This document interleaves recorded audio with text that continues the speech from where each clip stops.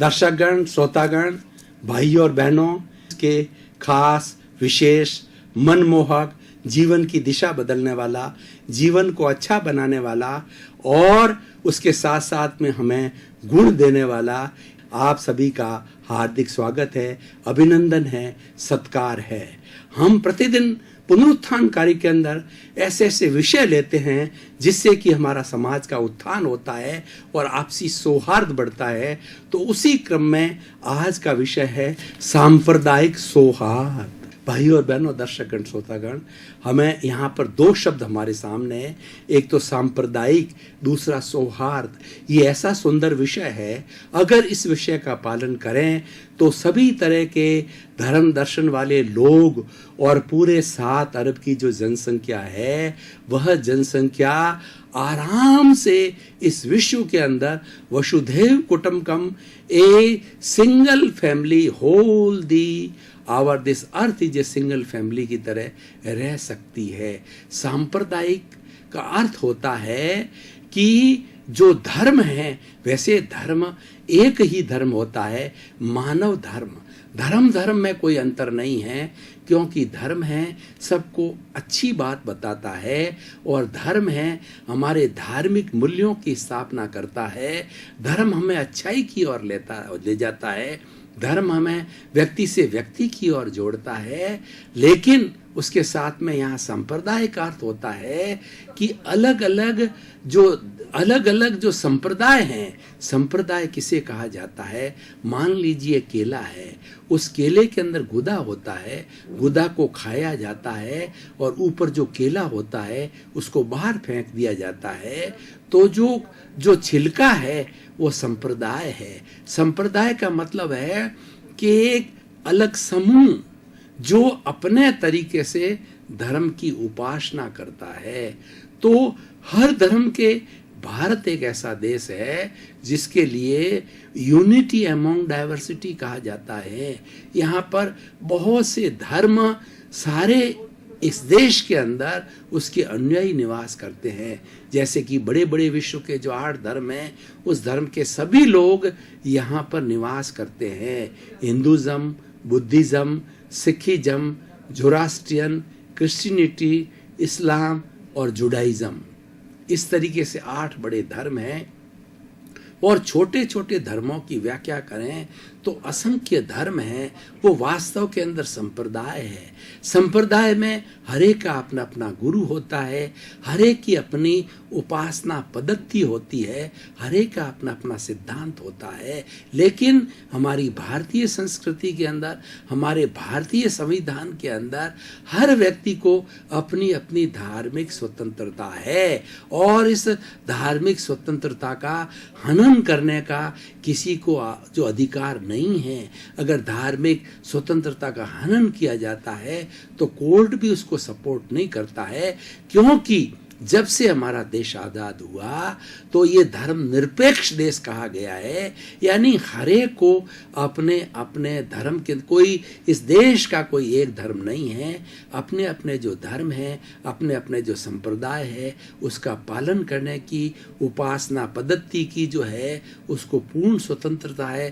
कोई भी व्यक्ति किसी भी धर्म को स्वीकार कर सकता है, कोई भी उसके ऊपर कोर्ट की बाइंडिंग या सरकार की किसी भी तरह की बाइंडिंग उसके ऊपर, यानी धार्मिक स्वतंत्रता यहाँ पर भारत के अंदर सभी धर्मों को धार्मिक स्वतंत्रता है।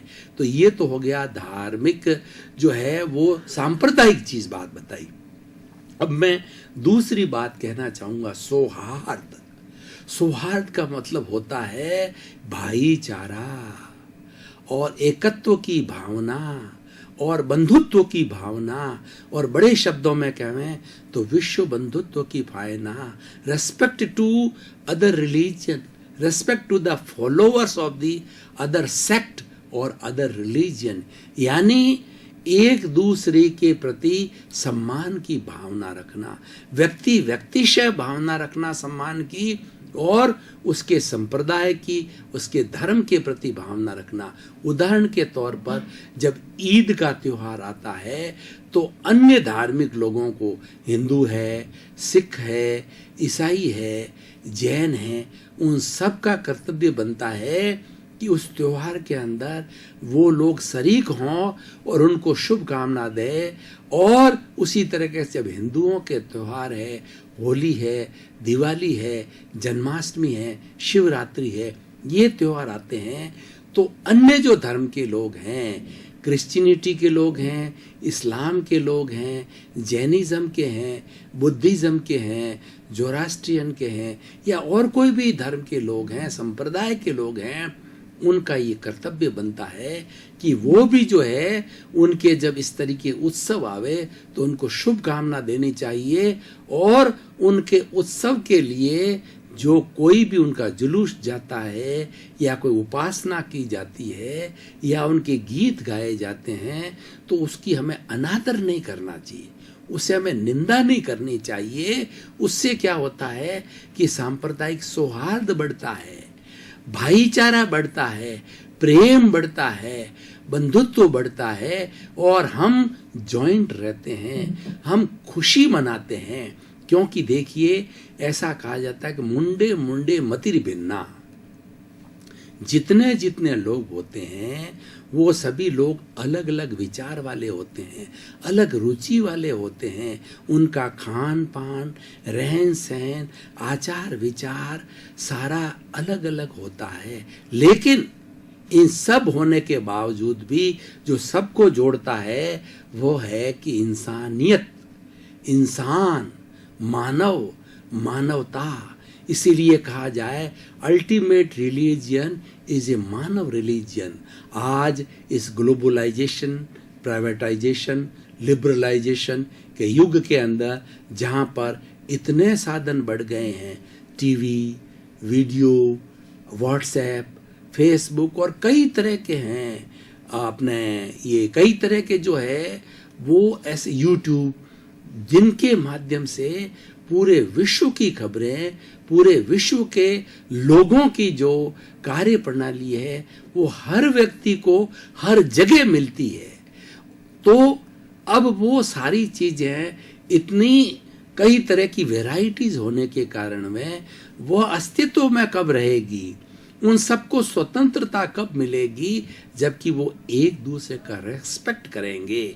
when they will respect each other, then they say our freedom or say our personality, whatever we call it, that will be maintained.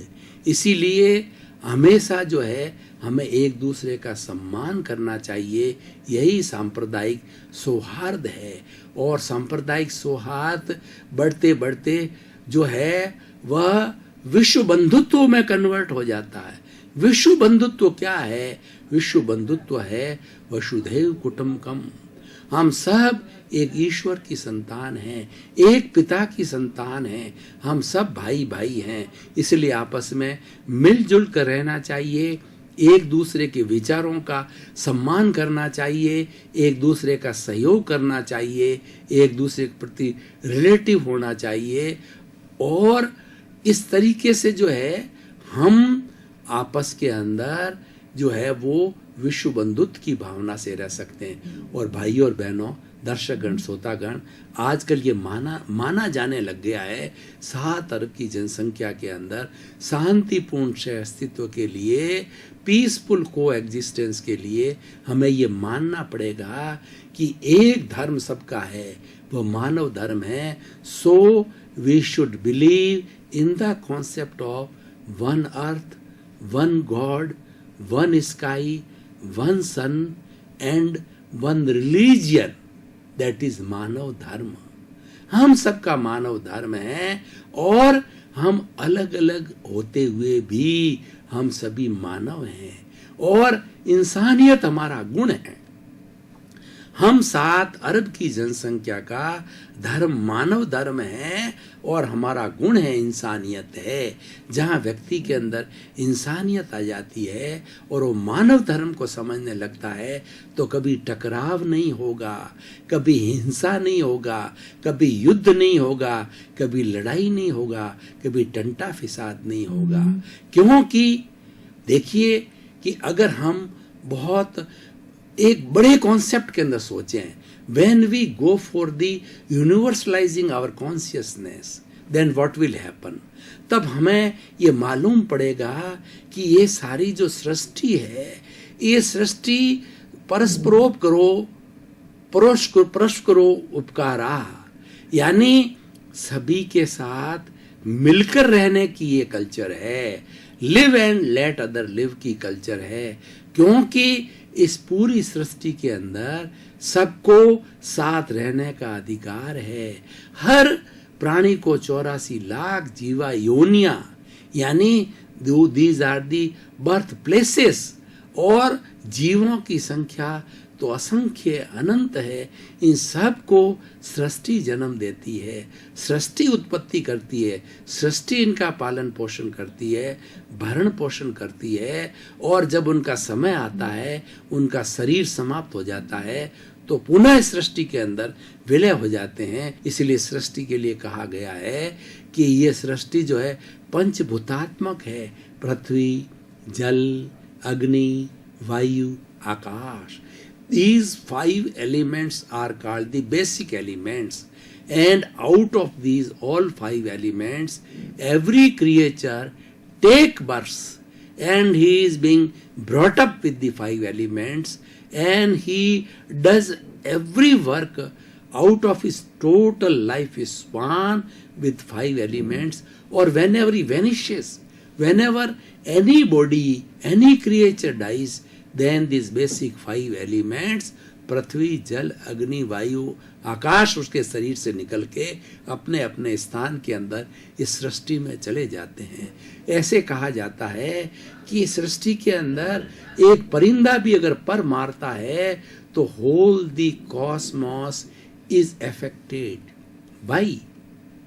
Because we all are relative to each other, and the whole cosmos is made up of vibrations, and everybody is affected with the vibration. And in the whole cosmos, the total energy, it remains in the cosmos, neither it is created, neither it wastes. E is equal to mc square is the formula of the energy, which says कि this energy transforms. ठोस है वो द्रव में बदलता है, द्रव gas में बदलती है, गैस पुनः ठोस में बदलता है. इस सृष्टि के अंदर ट्रांसफॉर्मेशन होता है, एनर्जी वेस्ट नहीं होती.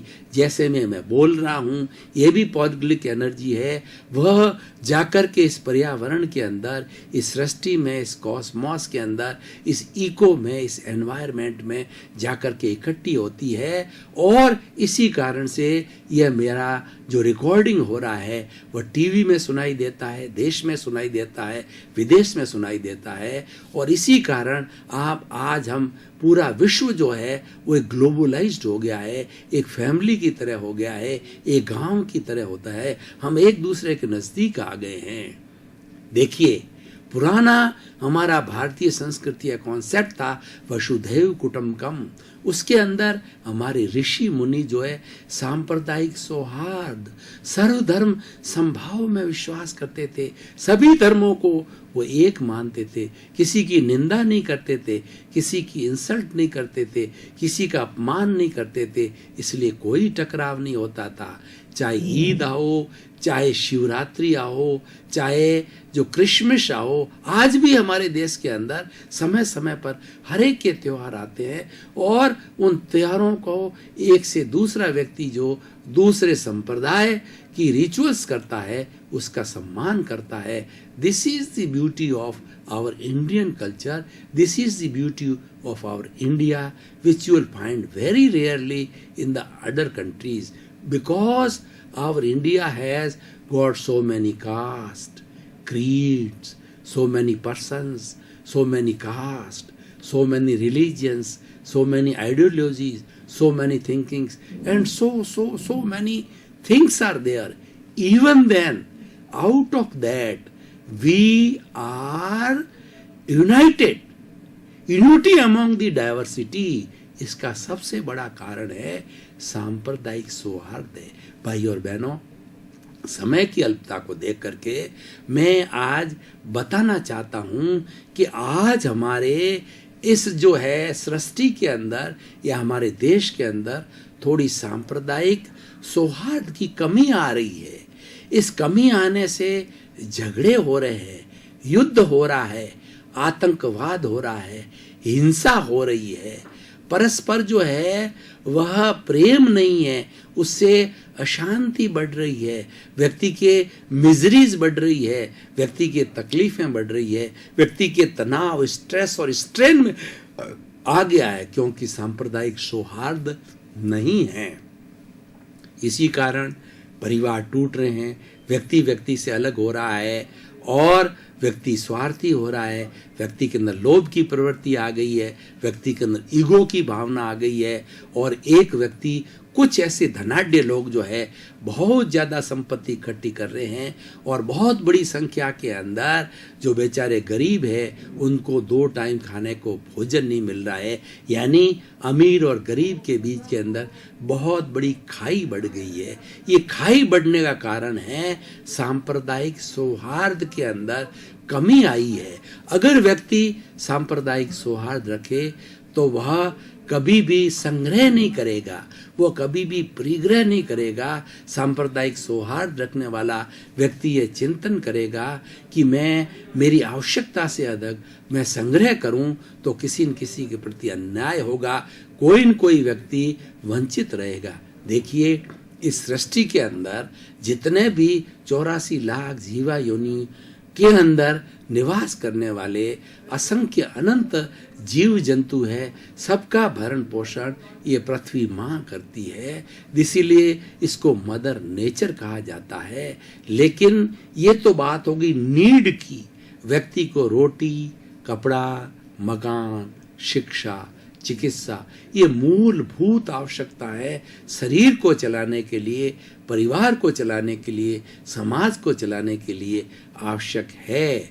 लेकिन व्यक्ति इसके विरुद्ध ग्रीड के फॉर्मूले में आता है तो हमारे धार्मिक शास्त्रों में कहा गया है कि सृष्टि की जितनी सारी संपत्ति है जो जिससे सारे जो 84 लाख जीवा योनियों का भरण पोषण हो जाता है, उस व्यक्ति एक व्यक्ति को दी जाए, ग्रीडी व्यक्ति को, तो फिर भी वो नहीं तापता है, वह ग्रीड कहलाती है। इसलिए सांप्रदायिक सौहार्द को समझने के लिए नीड और ग्रीड के कॉन्सेप्ट को, फॉर्मूले को समझना जरूरी है। नीड हमारा अधिकार है, लेकिन ग्रीड जो है ये एक जो दूषण है, ये जो है एक सामाजिक अपराध है, ये अन्याय है और ये मूल्यों का अवमूल्यन है, इसको रोका जाना चाहिए। तो इस तरीके से जो व्यक्ति ग्रीड करता है, आवश्यकता यदि संग्रह करता है, तो समाज को ऐसे व्यक्ति के विरुद्ध जो है कार्रवाई की जानी चाहिए, सरकार को की जानी चाहिए, ताकि क्या अनुशासन, अगर समाज में, देश में, राज्य में, विश्व में अनुशासन है तो शांतिपूर्ण सह अस्तित्व से सबका जीवन आराम से, शांति से भरण पोषण हो जाता है। लेकिन जहाँ ग्रीड की बात आती है, जहाँ ईगो की बात आती है, जहाँ सुपीरियरिटी की बात आती है, तो जीवन दूभर हो जाता है और आजकल जो मानवीय मूल्यों का हनन हो रहा है, मानवीय मूल्यों का जो है गिरावट आ रही है, तो सांप्रदायिक सौहार्द के माध्यम से जो है हम मानवीय मूल्यों की पुनर्स्थापना कर सकते हैं। हमारे सांस्कृतिक, धार्मिक, आर्थिक, व्यापारिक, पारिवारिक, व्यक्तिगत सभी मूल्यों की सांप्रदायिक सौहार्द के माध्यम से जो है हम पुनर्स्थापना कर सकते हैं। हम थोड़ा भटक गए हैं, लेकिन जो हमें विरासत है ना, बहुत अच्छी मिली हुई है। विश्व बंधुत्व की विरासत है हमारे पास में यूनिटी अमॉन्ग डाइवर्सिटी की है। हमारे पास के अंदर हर व्यक्ति को सम्मान देने की विरासत है और हमारे पास में अच्छे अच्छे मूल्य, हमारे पास में संयुक्त परिवार प्रथा का मूल्य है और बड़ों को सम्मान देने का मूल्य है, मानव धर्म को पालन करने का मूल्य है। तो ये सारी चीजें हमारा इतिहास है। दर्शकगण, श्रोतागण, भाई और बहनों, आपका बहुत बहुत धन्यवाद। कार्यक्रम की आत्मा हो बड़े आनंद के साथ, चाव के साथ इसको प्रतिदिन अधिक से अधिक संख्या के अंदर देख रहे हो। कार्यक्रम बहुत ही पॉपुलर हो रहा है और ये टॉक ऑफ द टाउन बन गया है। आपके प्रति मंगल भावना, शुभकामना, और हमारे कार्यक्रम का उद्देश्य भी है जगत कल्याण। सर्वे भवन्तु सुखिनः, सर्वे भवन्तु निरामया। उसी क्रम में आप सभी का जीवन मंगलमय हो, आनंदमय हो, सुखमय हो, धर्ममय हो और आप सभी मोक्षगामी बने।